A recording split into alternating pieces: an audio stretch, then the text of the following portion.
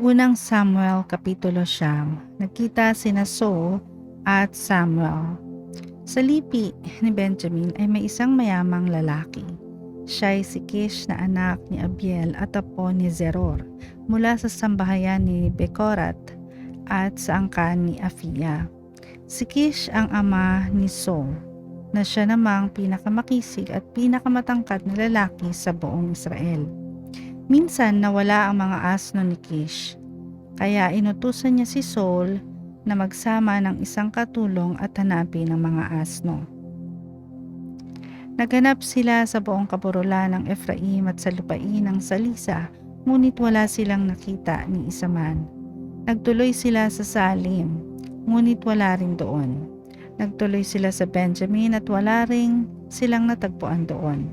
Nakarating sila sa Zuph, ngunit wala pa rin silang nakita, kaya't nagyaya ng umuwi si Saul. Sinabi niya sa kanyang kasamang lingkod, "Umuwi na tayo at baka tayo naman ang inaalala ng aking ama."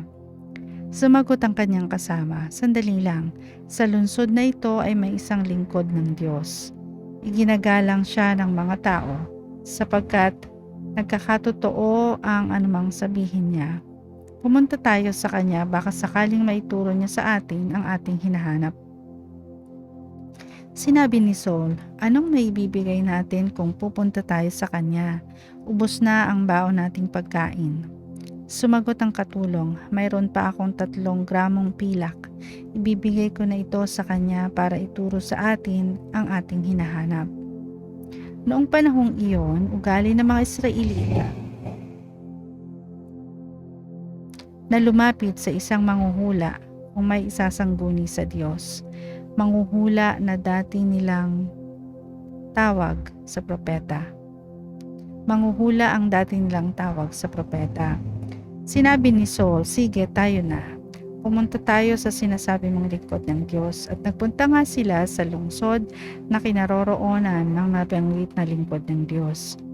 Sa daan, nakasalubong sila ng mga dalagang sa salok ng tubig. "Narito kaya ang manghuhula?" tanong ni Saul sa mga dalaga. Sumagot ang mga dalaga, "Opo, kararaan lang niya papunta sa altar sa burol, sapagkat maghahandog doon ang mga tao. Lumakad na kayo at pagpasok ninyo ng lungsod ay makikita ninyo siya. Magmadali kayo upang maabutan ninyo siya bago makaakyat sa altar para kumain. Hindi kakain ang mga taong naroon hanggat hindi siya dumarating, sapagkat kailangan mo ng basbasan ang mga handog. Pagkabasbas sa kakakain ng mga panauhin." At nagtuloy nga sila sa lungsod. Papasok na sila nang makita nila si Samuel na papunta naman sa altar na paghahandugan.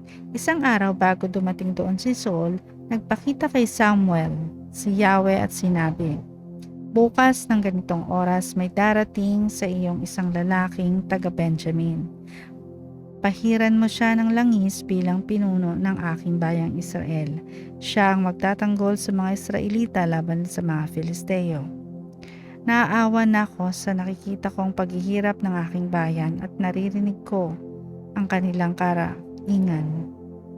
Nang dumating si Saul, sinabi ni Yahweh kay Samuel, "Iyan ang lalaking sinasabi ko sa iyo na maghahari sa Israel." Lumapit si Saul kay Samuel at nagtanong, "Saan po ba nakatira ang manghuhula?" Sumagot si Samuel, "Ako ang manghuhula. Sumama ka sa akin sa altar sa burol at magsasalo tayo sa pagkain. Bukas ka na ng umaga umuwi pagkatapos kong sabihin sa iyo ang gusto mong malaman. Huwag mo nang alalahanin ang mga asnong hinahanap mo, sapagkat nakita na ang mga iyon. Sino ba ang pinakamimithi ng Israel kundi ikaw at ang sambahayan ng iyong ama?" Sumagot si Saul, "Ako po'y mula sa lipi ni Benjamin, ang pinakamaliit na lipi sa Israel, at ang aming angkan ang pinakamahirap sa aming lipi. Bakit po ninyo sinasabi sa akin iyan?" Si Saul at ang kanyang katulong ay isinama ni Samuel sa handaan at pinaupo sa upuang pandangal. May 30 nang naroong panauhin. Sinabi ni Samuel sa tagapagluto, "Ihain mo rito ang bahaging ipinatabi ko sa iyo." Inilabas ng tagapagluto ang pigi at hita ng handog at inihain kay Saul. Sinabi ni Samuel, "Narito ang bahaging ipinukod para sa iyo. Kainin mo sapagkat iyan ay inilaan sa iyo sa pagkakataong ito." Nang araw na iyon, kumain nga si Saul kasama si Samuel. Pagbalik nila sa lungsod, may nakahanda ng higaan sa ibabaw ng bahay para kay Saul. Doon siya natulog ng gabing iyon. Binuhusan ng langis si Saul. Kinabukasan ng madaling araw, nilapitan siya ni Samuel at ginising. "Bangon na at nang makalakad na kayo."